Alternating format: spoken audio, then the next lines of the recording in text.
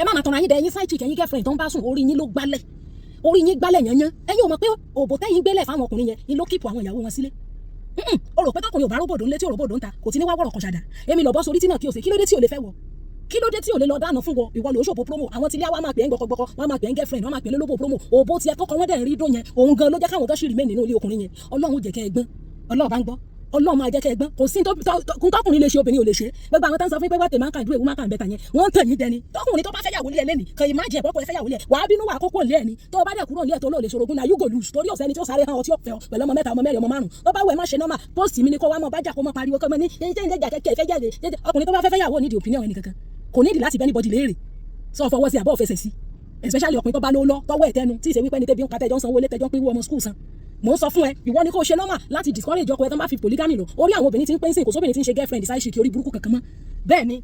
ẹni tí doctor tí mo post tó ń sọ̀rọ̀ nípa pé ọkùnrin àwọn tó ń bá ní àwọn ìyàwó wọ́n tètè wọ́n máa ní long life and all of that mo rí so many questions several questions on it you see if I were you I would draw strength from that information màá draw strength látara information yẹn ni mi níjà mi ní mo béèrè lọ́wọ́ pósítà pé ṣé wọlé gbà it's not about you see a singular person an individual is too negligible to change facts. We must all understand that facts are facts and we deal with facts only. Sherry, one thing that monogamy does is that ó máa ń reduce the knowledge wa nípa ntí ọkùnrin lè ṣe. It reduces our knowledge of the capacity of what a man is capable of doing. Ó máa ń jẹ́ kí wings àwọn ọkùnrin kó wà cut such that ní think outside the box of what a man can do. Ìwọ nìkan ló ń fọ̀rọ̀ lọ, ìwọ nìkan ló nínú life ẹ̀, ìwọ nìkan ló ń bá sùn, wàá ti yọ ayọ̀ yẹn jù to the extent pé gbogbo tó bá wù ọ́ lọ́mọ ṣe sí ní ever imagine pé ó lè ṣe nǹkan kan within the jurisdiction or outside the jurisdiction of the permission tó bá fún. So ìyẹn lásán máa ń dín ìmọ̀ èèyàn kù nípa agbára ọkùnrin. Ẹ má dẹ̀ gbàgbé ń bá ń sọ̀rọ̀ àwọn ọkùnrin tán wúlò tán responsible ni mò ń bá wí. Are you understanding me? Mo sọ fún yín pé èmi ò sọ̀rọ̀ marriage, ọ̀rọ̀ sex and moral ni mo ń sọ. Mo dẹ̀ ń sọ in line with the fact that tí n bá sọ̀rọ̀ I back up my ọ̀rọ̀ with either scientific fact or scriptural fact. Mi ò ń kọjá àyè mi beyond that two jurisdiction.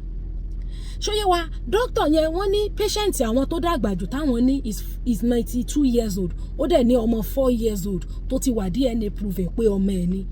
capacity nǹkan tọkùnrin ní agbára láti ṣe monogamy yìí jẹ́ ká ní òye rẹ̀ because gbogbo nta bá pa mí tẹ̀ ló lè ṣe nta bá gbà kò ní ṣe ìwọ nìkan ló ń fọ̀rọ̀ lọ ìwọ nìkan ló ń rí so ó máa jẹ́ kí wọ́n gan ó lè ṣe gbogbo nǹkan tó wù ẹ́ rí wípé most of the time nígbà tí àwọn obìnrin tí wọ́n bá misbehave tán bá wá rí wípé kíní yìí ò rí báwọn ṣe rò ó nǹkan láwọn ò ní ṣe yẹn they will later come back to come and do it ẹni tó bá fẹ́ kó bá yín tó bá fẹ́ tàn yín jẹ ni yóò máa sọ fún yín pé ẹ̀yin àti ọkùnrin the same thing ni yín nǹkan tọkùnrin lè ṣe obìnrin ò lè ṣe tó bá jọkùnrin tí ò dáa gan yóò tiẹ̀ sì kọ́kọ́ sáré rẹ̀ èèyàn míì náà bẹ́ẹ̀ nítorí pé pàṣán tá a fi nà yálé wà lókè àjà fún ìyàwó burúkú tí bá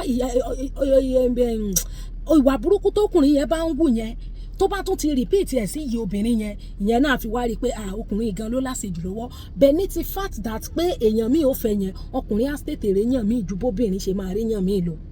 ni mo ṣe sọ pé privilege ni fóbìnrin tó bá jẹ́ ìwọ nìkan lọkùnrin ní nínú life ẹ̀ ìwọ nìkan ló ń fọ̀rọ̀ lọ ìwọ nìkan ló ń bá sùn ìwọ nìkan ló ń bá sọ̀rọ̀ he can only act based on the little permission tó bá fún to do whatever he want to do irú ẹ̀yin bẹ́ẹ̀ yẹn kì í ní ìmọ̀ nípa capacity ọkùnrin and I pray that Ọlọ́run ò ní jẹ́ kẹ́ ẹ mọ̀ Ọlọ́run ò ní jẹ́ kí ẹ mọ̀ bí ọkùnrin ṣe tó nípa ntọ́kùnrin lè ṣe tẹ̀yìn ò díẹ̀ láti ṣe ẹ má máa tanra yín jẹ mo rántí nígbà I think it was about 2 years ago ngbà yẹn more than 2 years now torí August 2022 ni táwọn kan pera wọn jọ tán láwọn lẹ́mìí èṣù nínú èmi àtẹ̀yìn sìn ta ló lẹ́mìí èṣù ẹ̀yin ò pé illiterate ẹ̀ lọ léèwé ẹ̀ kàwé rárá èmi ò ń ṣe gbé àwọn ìyá yín nínú ìmọ̀ tí Ọlọ́run jogún fún mi àtẹ́ tí mo jòkó ká tí mo give time fún mo sọ fún yín pé òbò kan pa okó ni tọkùnrin bá jókòó tó bòwọ nìkan is a privilege, it is not your right. Awulẹ̀ ń pariwo ni, awulẹ̀ ń hé ni, awulẹ̀ ń hó ni, nǹkan tọkùnrin bá máa ṣe òun ló máa ṣe. Option méjì lóní, tó bá fẹ́ yàwó lé ẹlẹ́ni option méjì lóní, ìsídà kò fi ilẹ̀ ìwọ ló máa lose, tàbí kò jàndí mọ́lẹ̀ kò fò sókè kò forí fọ́sílẹ̀ kò ṣe gbogbo ẹ̀. At the end of the day ẹ máa padà máa pín okó yẹn dóní gbẹ̀yìn, ẹ máa padà pín fẹ́ náà ni. So what kó rán lẹ́wọ̀n ọdún méje, ṣebí tó bá ti rán lẹ́wọ̀n ọdún méje nísìn, ṣebí kíákíá láàrin kó tó ṣẹ̀wọ̀n tán wà á ti réyàn mí ìfẹ́ wọ. Àwọn ọmọ rẹ náà wọ́n á ti réyàn fi hàn tán bá ti rí pé mọ́mí sí wọn ló rán pọ́pì sí wọn lẹ́wọ̀n, làwọn èèyàn ò bá sáré máa fẹ́ wọn náà kán lè tètè rán wọn náà lẹ́wọ̀n. Ọkùnrin mélòó lẹ́rí tó ń ṣẹ̀wọ̀n lọ́wọ́ tó jẹ́ pé nítoró fẹ́ yàwó mi náà ṣe tì mẹ́wọ̀n. Ṣáwọn ọmọ rẹ ó pàtẹ́wọ́ fún ọ̀pọ̀ rán bàbá àwọn lẹ́wọ̀n. Ẹ má máa tanra yín jẹ, gbogbo ẹni tán bá ti san owó orí ẹ̀ ti dìyàwó. Mo dẹ̀ sọ ṣẹ́rí tọkùnrin bá ní obìnrin tó pọ̀ dáadáa nínú live ẹ̀, òun ló mọ level tó máa to each of them sí. It's not a matter of okay ìkan ló wà nílé. Tó bá ní tọkùnrin bá níyàwó méjì, òun ló mọ different vibes torí lára each of them. Mọ different vibes torí lára each of àwọn obìnrin yẹn. It's now left to you. Tó bá jẹ́ mi nìwọ tí mò ń gbọ́rú information yìí, I will draw strength from it. Màá draw strength látara ẹ̀ láti ṣe àtúnṣe, láti ṣe àtúnwú ìwà.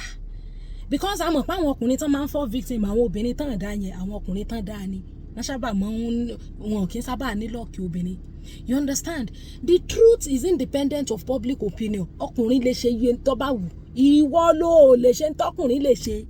Tọkùnrin bá jí lónìí tó bá fẹ́ yàwó mi ilé ẹlẹ́ni, ìsídà kókó kò lé ẹ̀, ìwọ ló máa lose. Bó dẹ̀ gbé lọ ẹ̀wọ̀n tán ní kó máa sanwó ọmọ kó máa sanwó gbá, the fact remains that you do not have the right to him again. You only have the right to a man within the jurisdiction of the time tó bá permit, tó bá ti frustrate yẹ. Ìwọ ló máa jòkó bíra rẹ léèrè kí làwọn nǹkan tó ń ṣe láti discourage ọkọ ẹ of polygamy. Tán bá ń sọ̀rọ̀ ìyàwó mi fún kó lè gbọ́n tínú, kó lè má ronú pa ẹ̀ rárá. Awulẹ̀ ń wí ni ọkùnrin tí ò ní fẹ́ jù kan lọ, ò ní fẹ́ jù kan lọ. Kódà kò jẹ́ Muslim. Now you go sit down, ask yourself that tán bá fi ìyàwó mi lọ́kọ ẹ lẹ́nìí, ṣé yóò sọ yes àbí yóò sọ no, ṣé yóò sá àbí yóò dúró. Ẹ má máa tanra yín dẹ ẹ̀yin side chick ẹ̀yin girlfriend tó ń bá sùn, orí yín ló gbálẹ̀, orí yín gbálẹ̀ yányán. Ẹ̀yin ò mọ̀ pé òbò tẹ́yìn gbélẹ̀ fáwọn ọkùnrin yẹn ni ló kíìpù àwọn ìyàwó wọn sílé. O rò pé tọkùnrin ò bá róbòdó ńlé tí ò róbòdó ń ta kò ti ní wá wọ̀rọ̀ kan ṣàdá. Èmi lọ́bọ́ sórí tí náà kí o ṣe, kí ló dé tí ò lè fẹ́ wọ, kí ló dé tí ò lè lọ dáná fún wọ. Ìwọ ló ń ṣòbò promo, àwọn tí ilé wa máa pè é ń gbọkọgbọkọ, wọ́n máa pè é ń girlfriend, wọ́n máa pè é lólóbò promo. Òbó tiẹ̀ tọkọ wọn dẹ̀ ń rí dó yẹn, òun gan ló jẹ́ káwọn gan ṣì remain nínú ilé ọkùnrin yẹn. Ọlọ́run ò jẹ́ kẹ́ ẹ gbọ́n, Ọlọ́run bá ń gbọ́, Ọlọ́run máa jẹ́ kẹ́ ẹ gbọ́n. Kò sí tọkùnrin lè ṣe obìnrin ò lè ṣe. Gbogbo àwọn tán sọ fún pé what a man can do a woman can better yẹn, wọ́n ń tàn yín jẹ ni. Tọkùnrin tó bá fẹ́ yàwó lé ẹ lẹ́nìí kan imagine ẹ̀pọ̀ ẹ fẹ́ yàwó lé ẹ, wàá bínú wàá kókó lé ẹ ni. Tó o bá dẹ̀ kúrò lé ẹ tó lò lè ṣorogún na you go lose, torí ọ̀sẹ́ni tí ó sáré hàn ọ tí ó fẹ́ ọ pẹ̀lú ọmọ mẹ́ta ọmọ mẹ́rin ọmọ márùn-ún. Tó bá wù ẹ má ṣe normal post mi ni kó wá mọ bájà kó mọ pariwo kó mọ ní ṣé ń lè jà kẹ́kẹ́ ìfẹ́ jẹ́rè. Ọkùnrin tó bá fẹ́ yàwó ní the opinion ẹnì kankan, kò ní ìdí láti bẹ́ anybody léèrè. Sọ fọwọ́ sí àbọ̀ fẹsẹ̀ sí, especially ọkùnrin tó bá lówó lọ tọwọ́ ẹ̀ tẹnu tí ìṣe wípé ní tẹ́bi ń pa tẹ́jọ́ ń sanwó ilé tẹ́jọ́ ń pínwó ọmọ school san. Mò ń sọ fún ẹ, ìwọ ni kó ṣe normal láti discourage ọkọ ẹ tán bá fi polygamy lọ. Orí àwọn obìnrin tí ń pín sìn, kò sóbìnrin tí ń ṣe girlfriend side chick orí burúkú kankan mọ́. Bẹ́ẹ̀ ni ẹni tí ó bá ti mọ̀ pé òun ti níyàwó, òun ní ìdíyàwó mi, kórè èfè sọ fún un lọ, let him go and pay your dowry, let him go and marry you. Tí ó bá dẹ̀ lè fẹ́ kó lọ bá yá àjẹ́ rẹ̀ tó gbé sílé tó fẹ́ pa. Tí gbogbo obìnrin ò bá ṣe zìnà ni, men will not be able to deny their polygamy nature. Wọn ní lè deny ẹ̀. Àwọn tó ń hide sábẹ́ monogamy tó lọ ń ba yé àwọn ọmọ jẹ́ yẹn, wọn ní rí ṣe. Bí àwọn ọmọ tó ń ba yé wọn jẹ́ yìí, àwọn ọmọ yẹn náà gọ̀. Tí gbogbo àwọn tó ń ṣe girlfriend tó ń date àwọn yẹn, tí gbogbo wọn bá sọ pé àwọn ò ṣe zìnà mọ́ lẹ́nìí, tí gbogbo obìnrin àgbáyé bá nítò ẹni tí ò bá fẹ́ àwọn kò ní bá àwọn sùn, ẹ rí wípé single mother gan máa reduce, single mother máa reduce. Àwọn tí wọ́n wà nílé tí wọ́n hùwà burúkú yẹn, wọ́n á sáré change ọpọlọ, wọ́n á wọ reset immediately. Bẹ́ẹ̀ nítorí wípé ọkùnrin ti mọ̀ pé òun ó ra àwọn olóbò promo ń ta, àwọn ọmọ ìrọ̀lẹ́ ayé òun ó rí wọn ń ta ṣíṣì tọ́rọ́tọ́rọ́ kọ́bọ̀kọ́bọ̀ tó ń bá ti fún wọn, wọn ó làálẹ̀ bí làálígà. Kò ní sí ní ayọ̀pọ̀rọ̀ tí àwọn tí wọ́n ń yọ̀ yẹn ń yọ̀. and àwọn ọkùnrin yìí wọ́n máa ń lo àwọn obìnrin against ara wọn ni wọ́n máa ń lo yín against ara yín sincerely èyí tó mú kùmọ̀ tó rè lu gẹ́ẹ̀kan mọ́lé ní lẹ́nujọ́ mẹ́ta tó rè lù mọ́lé ṣe bọ́ kú ẹ̀ lójúwèé ilé gẹ́ẹ̀ yẹn fún un kò lọ́rọ̀ tí yẹn sọ fún gẹ́ẹ̀ tí gẹ́ẹ̀ fi ń gbà fún ń gbèjẹ́pọ̀ náà lógọ́ òun lólóbó promo so ẹ má máa tanra yín jẹ ìwọ tó mọ̀ pé èèyàn tó ń tẹ̀lé ẹ ó ti níyàwó sọ fún un kó lọ fẹ́ ẹ kò sí bọ́bọ̀ sórí tí náà kí o ṣe bẹ́ẹ̀ nítorí wípé àwọn ọmọ ìrọ̀lẹ́ ayé pọ̀ níta débi wípé ẹlòmíì nísìn ó ti ń fẹ́yàn tó ń fẹ́ for the past 10-15 years ẹni yẹn dẹ̀ níyàwó ńlé ìwọ òdẹ lọ wá báyé tiẹ̀ ó ṣe dàbí wo ṣe settle down láìfù tiẹ̀ ó wá ń fi ẹ́ tó lé rẹ̀ ẹni tó fẹ́ sílé tó ti gbóbò pamọ́ for the past 10-15 8 3 4 5 years tí ò jẹ́ kó dóhun jọ ṣé òbó tiẹ̀ yẹn ó fẹ́ lọ fi gbowó ní báńkì ni lẹ́ni tán fẹ́ ní ṣùlọ́kà tí ìbá ṣe pé orí tiẹ̀ ò pé ìwọ tán wàá fẹ́ ní ṣùlọ́kà ìwọ lọ wá ń fòbó tiẹ̀ ṣe promo sórí páyé ẹ̀ lórún so gbogbo àwọn ọkùnrin tó ń dó àwọn ọmọ tó ń dó àwọn ọmọ ń ta yẹn tí gbogbo àwọn ọmọ tó ń dó ń ta yẹn bá ní kán lọ fẹ́ àwọn ẹ̀rí iye ìyàwó tó kùnrin mi ò ní uncountable ni wọ́n wàá mọ háìdì sábẹ́ ìyàwó kan ni mo ní wọ́n mọ̀ bá yé àwọn ọmọ ọlọ́mọ jẹ́ wọ́n mọ háìdì ṣé wo ò mọ̀ wípé wọ́n tó wà ń ta yẹn òbó ẹ yẹn ló kíìpù márèèjì má yẹn jọ ọmọ we understand the fact pé tó bá fi ẹlẹ̀ tó bá ṣe zìnà mọ́ nísìn yóò rẹ̀ lómi ìmọ̀ bá ṣe zìnà bẹ́ẹ̀ ó bẹ́tà kí wọ́n kó mú káyé tiẹ̀ kó mú ayé ẹ̀ lọ́kùnkúndùn ju kẹ́nìkan bá yé ẹ̀ jẹ́ lọ kì í sì ṣe gbogbo ọkùnrin ló lè mọ́ dóbò kájúà ọkùnrin míì wà tó ṣe pé tí ò bá róbòdò ńlé mọ́ á fẹ́ yàwó mi ní live and direct torí àwọn ọmọ tẹ́ ń kó kiri ẹran raw materials tó ń fẹ́ kì í ṣèwọ nìkan ni ọmọ fẹ́ tó bá ní o ti ní girlfriend kan tó ń bá sùn nísìn how sure are you pé wọ́n nìkan ló ń bá gẹ̀ yẹn sùn ẹni tó lè làbò lẹ̀ fún láì jẹ́ pọ́ fẹ́ jọ sọ̀rọ̀ pé wọ́n nìkan ni ọmọ làbò ńlẹ̀ fún mo béèrè wò so bó ṣe jẹ́ nìyẹn privilege tá a máa ń ní tá a bá jẹ́ kan lọ́wọ́ ọkùnrin tá a bá jẹ́ yọ kan lọ́wọ́ ọkọ privilege ni kì í ṣe right privilege yẹn kì í mú wa lè think outside the box ìmọ̀ confine thinking wa within the 4 walls of permission tá a bá fún ọkùnrin yẹn á ti wá rò pé wọ́n bí dáa kó go beyond the ilẹ̀ tá a wọ̀n fún nígbà tí ọkùnrin yẹn bá wá lórí ọ̀fẹ́ àti go beyond the boundary tá a fún yẹn àwa ni wọ́n ti fògùn fẹ́ ni wọ́n ti fògùn dé mọ́lẹ̀ ni wọ́n ti ṣe gbàtàwọ̀ ìwọ ò mọ̀ wípé ọlá kó jẹ́ kan lọ́wọ́ ẹ̀ ni ò jẹ́ kó lè rínú rò kọjá sákù ilẹ̀ tó pàmìtì ẹ̀ yẹn you don't know that agbára tókùnrin ní ó yàtọ̀ sí tiẹ̀ ni mo ṣe sọ lẹ́ẹ̀kan pé ọlọ́run ò ní jẹ́ ká mọ̀ ọlọ́run ò ní jẹ́ á lend hard way torí ẹni tó bá ti mọ̀ pé wow so ẹni lè ṣe báyìí ẹni yẹn ó ti lend hard way nìyẹn bẹ́ẹ̀ nígbà tó bá jẹ́ pé you have been able to understand ni mo sọ pé nígbà téèyàn bá raise issue kan address the issue the person raised ẹ má attack individual yẹn ẹ address issue yẹn tókùnrin tó kọ ẹ bá fẹ́ yàwó lẹ́nu wàá mú rẹ́gí wàá mú sàtífíkẹ́ẹ̀tì wàá mú lọ kóòtù at the end of the day ìsídà kọ ọmọ fẹ́ mọ́ tàbí kọ gbà fọlọ́run pa ẹ̀sìn pé méjì wọ́n bá bọ̀ tì mọ́ lẹ́wọ́n lẹ́wọ̀n ọdún méje wọn ó tì mọ́ sẹ́nu ẹ̀wọ̀n náà ni ó ti wá mọ́ yọ ọdún ńlé sẹ́nu ẹ̀wọ̀n ni ó ti mọ́ sanwó skul ọmọ ẹ̀ sẹ́nu ẹ̀wọ̀n yẹn ni ó wà tí wọ́n rọkọ mí fi ọ sẹ́nu ẹ̀wọ̀n yẹn ni ó wà táwọn ọmọ ẹ̀ ó soríire ó mọ̀ pé gbogbo nǹkan báwọn possible wọ́n kó gbogbo ilé ẹ̀ wọ́n kó fún ọ sọ́ọ̀mọ̀ bùgìrì jẹ ni sẹ́mi mo ní ilé ìyá mọ̀ bùgìrì jẹ ẹ̀ kan bá lé mi mo ní ilé ìyé mi ni ṣé ọmọ bu ògiri jẹ sógiri inú ilé ìwọ mọ̀ pé àwọn tó máa dó ẹ gan tó máa ti rí wípé wọ́n ló bá yí ọkọ ẹ jẹ kó o kówó lórí òbò ẹ wọ́n lè dó ẹ láwẹ̀ pé kí ni ọkùnrin kan wá mú yàn wá bọ́ wá mú yàwó ní ìsìn kí n lábúrò ọkùnrin ní ìsìn kọ́ wá mú yàwó wálé pé ẹni tó ń fẹ́ rè kí n wá gbọ́ pé gẹ́ẹ̀ yẹn mọ́mí ẹ̀ lọ́rán bàbá ẹ̀ lẹ́wọ̀n n ò ní pè yìí sí kọ̀rọ̀ pé sọ́ọ̀ni láti ẹ̀ dáadáa wọ́n ní ìyá rẹ̀ lọ́rán bàbá rẹ̀ lẹ́wọ̀n o ṣé wọ́n náà láṣọ ẹ̀wọ̀n tó gbé wọ̀ ayé ò ní bẹ̀rẹ̀ wípé èmi lọ́sẹ̀lẹ̀ ẹ má máa tọrọ ayín gbogbo ẹ á gbé lọ ilé ẹjọ́ ni á ṣe kinní kan ni á ṣe kókìdé èèyàn kelo tí ń ṣẹ̀wọ̀n lọ́wọ́ báyìí tí wọ́n ní torí ìyàwó tó fẹ́ ẹ má máa you see face reality do the right thing ìwọ lọ́ọ́ bíra rẹ léèrè èmi ní nǹkan tó ń ṣe tó ṣe pé tán bá tiẹ̀ fi polygamy lọ ẹni gan yóò gbọ́n tínú ẹ máa béèrè pé ṣé ń lè gbà ẹ kó sì dànù bó o gbà o ntọ́kùnrin ọba ṣe yóò ṣe ọkùnrin tó bá fẹ́ yàwó ní ìdí permission mi àbí permission ẹnìkankan àfọkùnrin tí wọ́n bá ń bọ́ tọkùnrin bá ìṣẹ̀fẹ́ yàwó tó bá sọ fún ọ gan kì í ṣe pé ó fẹ́ gba permission lọ́wọ́ ẹ̀ ọkàn sọ fún ọkọ ilé mọ̀ ni èyí tó bá ti make up mind ẹ̀ ìwọ lọ́ọ́ jókòó bíra rẹ léèrè kí ni tí mò ń ṣe tó ṣe pé tí wọ́n bá fi polygamy lọ bàbá yìí yóò sáré sí i tàbí tí wọ́n bá fi lọ yóò gbọ́n tínú pé òun ọ̀fẹ́ gbọ́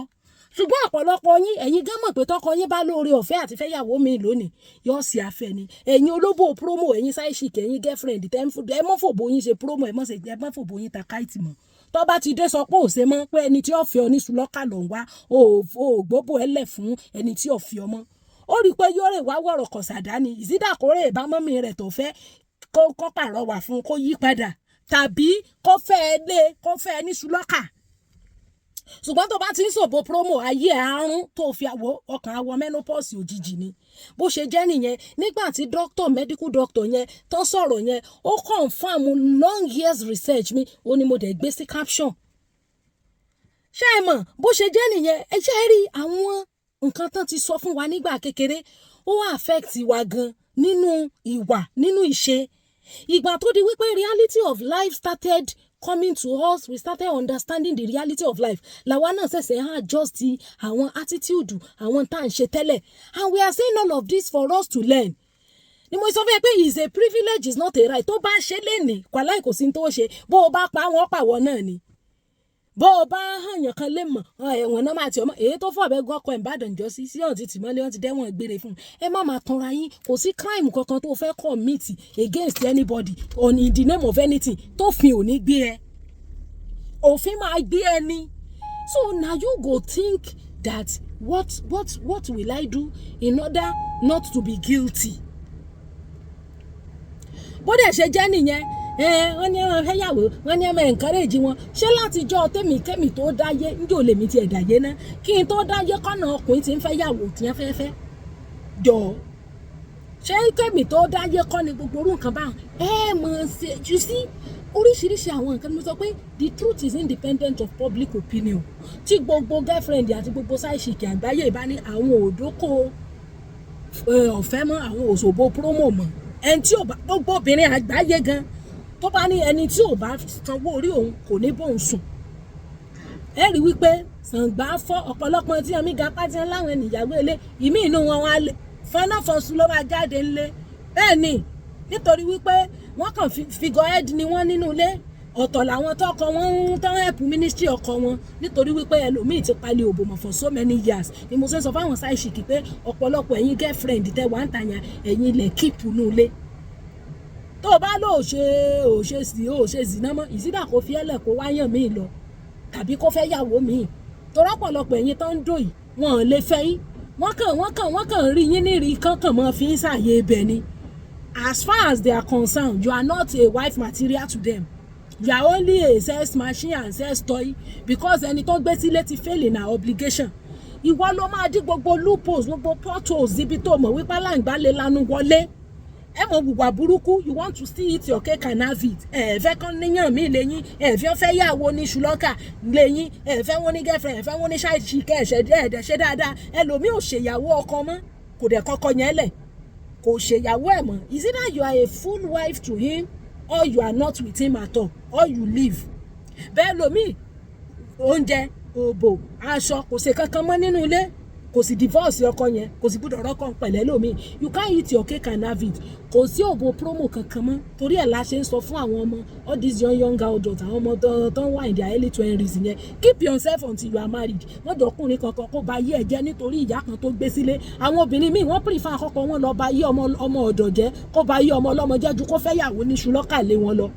wọn ò dẹ̀ ṣe normal wọn ò ṣe ìyàwó fún wọn ò ṣe ìyàwó fún wọn ò dẹ̀ kọ́lẹ̀ wọn ò dẹ̀ fílẹ̀ wọ́n máa fi ẹ̀wọ̀n ọdún 7 wọ́n máa fi tírẹ́tì ẹnìkan ó dẹ̀yàn kelo tí ń ṣẹ̀wọ̀n ní ìsìn tí wọ́n ní nítorí wọ́n fẹ́ yàwó lọ́sẹ̀ tì mẹ́wọ̀n ṣẹlẹ̀ ń tàn yìí bó ṣe jẹ́ nìyẹn bó ṣe jẹ́ òun nìyẹn nǹkan tọkùnrin lè ṣe obìnrin ò lè ṣe tó o bá dẹ̀ ní olọ́bùwà burúkú kan tí ọ̀dà na you then go na you go blame yourself ọkùnrin alálùbáríkà ni o ìsọkùnrin olóòbù sán tó mú sẹ́pẹ̀ tí ò ní sẹ́ lọ́wọ́ tí ò tọ́jú obìnrin tí ó ṣe pọ́rọ̀ bú ọ̀rọ̀ gbèrè ní ọmọ jí sọ tí ò rówó mú wálé tí ò rí sẹ́sẹ́ kì í ṣe irú ọkùnrin lèmi ń sọ o torọ́ ọ̀pọ̀lọpọ̀ yín ní ìsìn lẹ́gbẹ̀ẹ́ fídíò ìlẹ́rìí mọ́ fi hàn obìnrin tẹ́ fún lóúnjẹ tẹ́ tọ́jú kì í ṣe àwọn obìnrin yìí ò lèmi ń sọ o ọkùnrin alálùbáríkà tí hàn wúlò àwọn ni wọ́n sábà máa ń fọ́ ọ̀sọ́wọ́ victim obìnrin bú tí mò ń sọ bó ṣe jẹ́ nìyẹn